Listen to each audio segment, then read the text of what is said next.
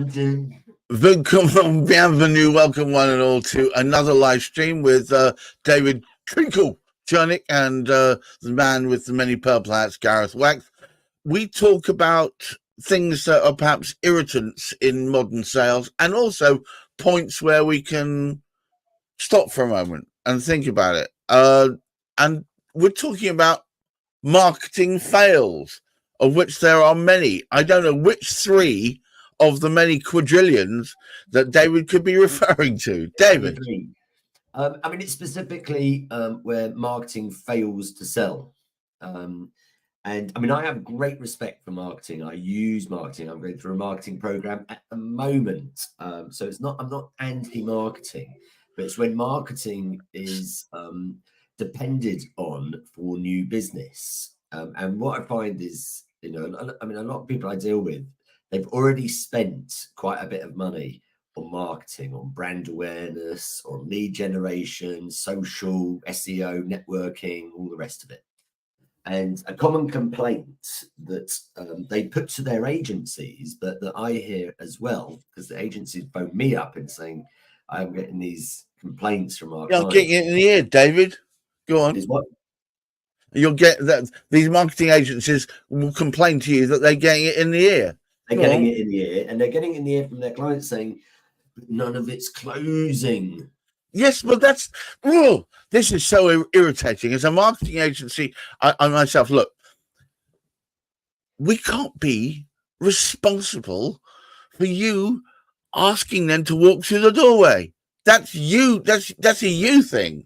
Correct. We think is raising their client, and they say you've got to convert it. You know, we can deliver all of these leads and referrals, but you've got to. If we're converting it, what's the point of you?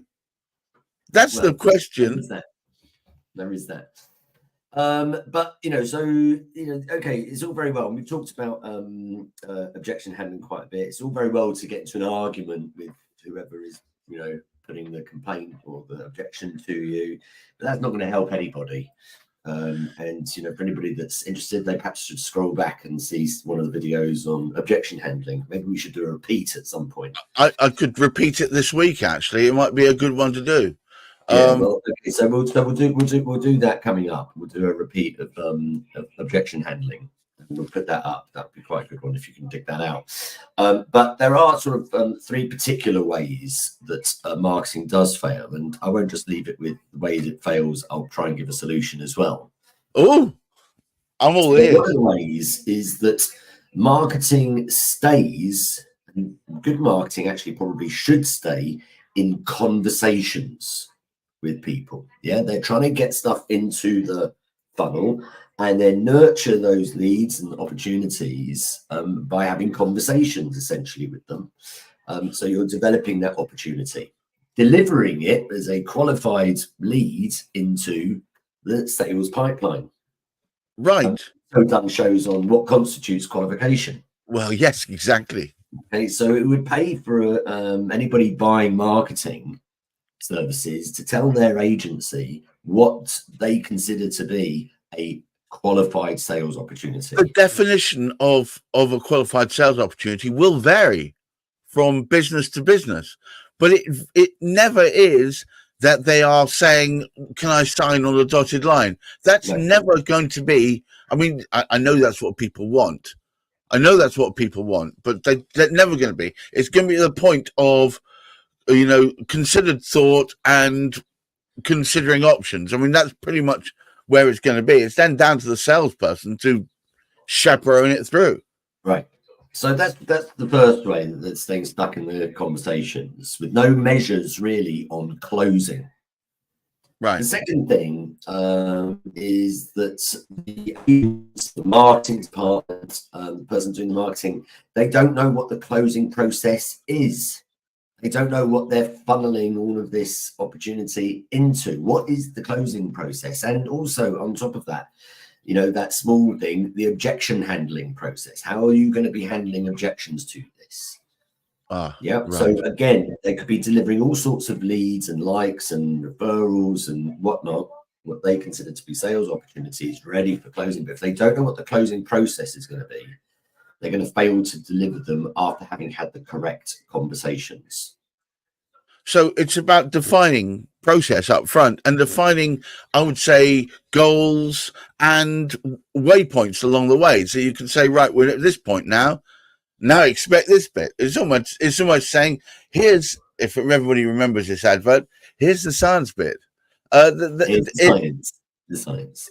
Now, if marketing knows what the closing process is, of course, and they can build that into part of its conversation with those prospects as they start filtering into the pipeline. Yeah. So you end up with what we all want, educated prospects.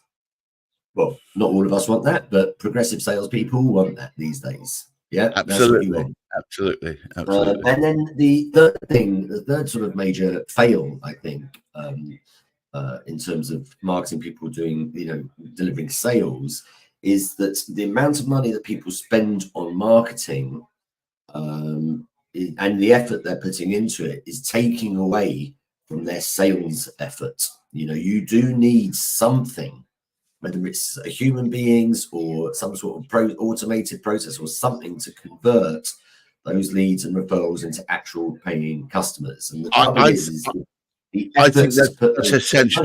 That's essential.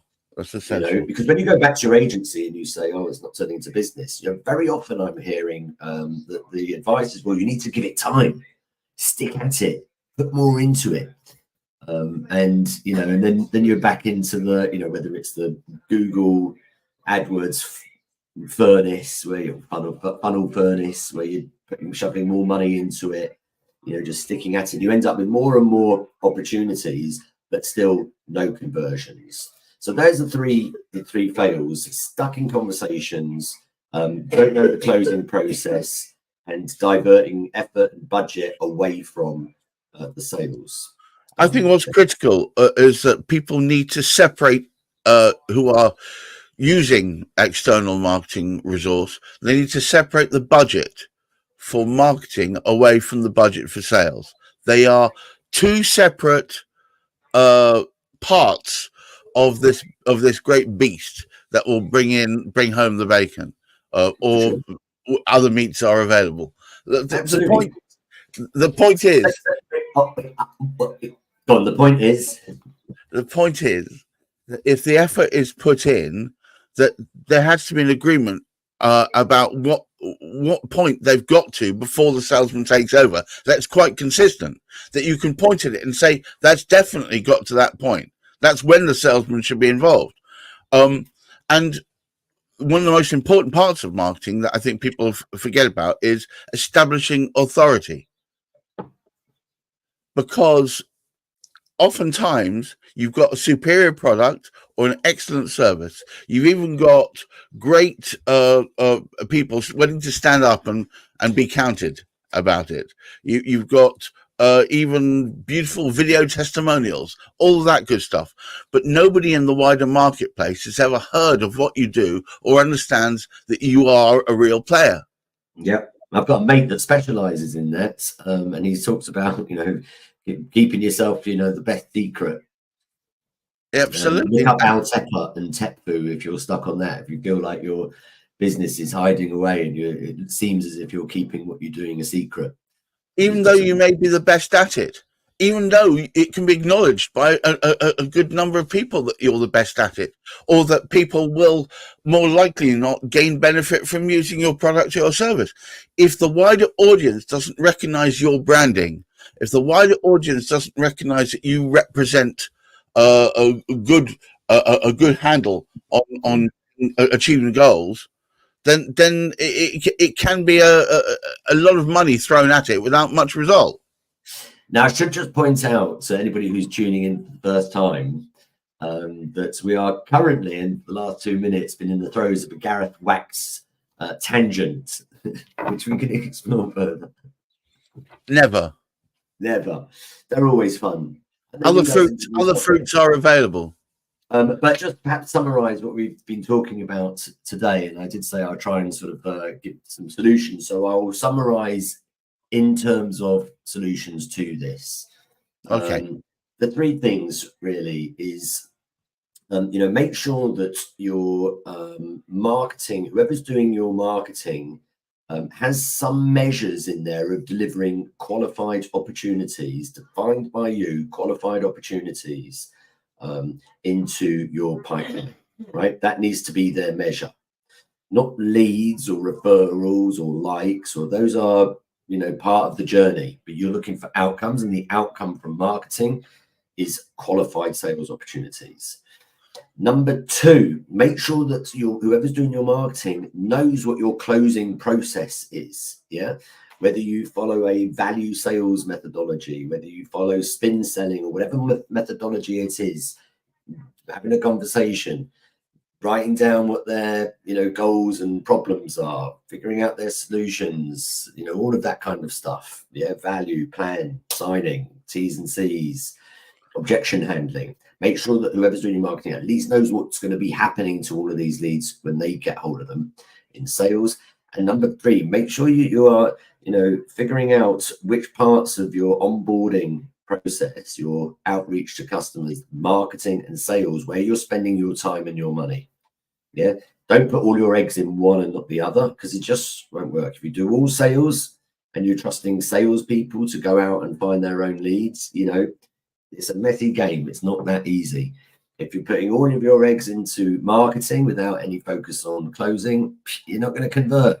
You're going to become popular and known, but without any clients. Exactly. Right? So that's my summary. Guys, as ever, David and I bash out what are issues that seem to come up in modern sales on a weekly basis, usually at some point past 10 o'clock. This was a long point past 10 o'clock. Can you point out, Gareth, what we did at the weekend? No, you can tell them. No, not that. The other. You tell them.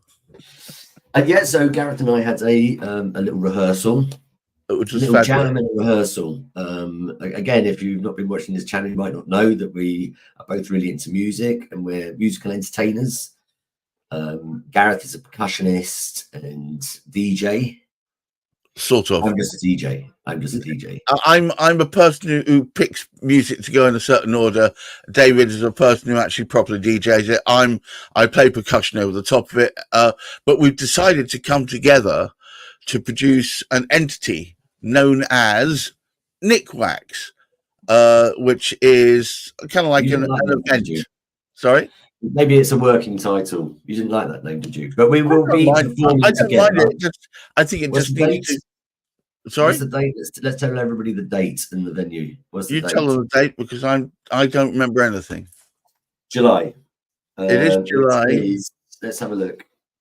I think it's the 12th of July, and That's it's right. in a town called Boreham Wood. It's in a venue called the Wellington. The venue is called the Wellington. It's the Wellington pub. And it is 12th of July.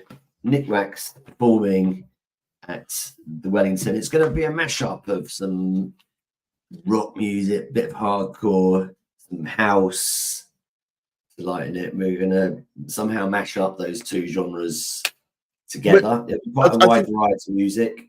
The stuff that you know. I think the focus is going to be getting you to move. If you feel at some point that you've been moved, you want to move, it doesn't, even if you're just tapping your feet, that's good enough for me. I want you to feel that, and I'm hoping that we're going to have great weather, and it will be people will want to be out there having a drink, having a dance, whatever. It's a really excellent pub, actually. It's very near the Bournemouth and Elstree station. It's a great pub, great food. They've had a refurb in recent years and new management. And they sell good beer, and let's hope we smash up some bottles. All right. Well, look, as usual, thanks a lot, David, for being exactly who you are. And we've been talking about 3 ways marketing fails to sell. If you missed the bulk of this, rewind it. There's some good stuff in there. Until next week, I thank all of you for being here. Thank you, David. And also, of course, remember, have excellent mental health. Bye-bye now. Ciao, ciao.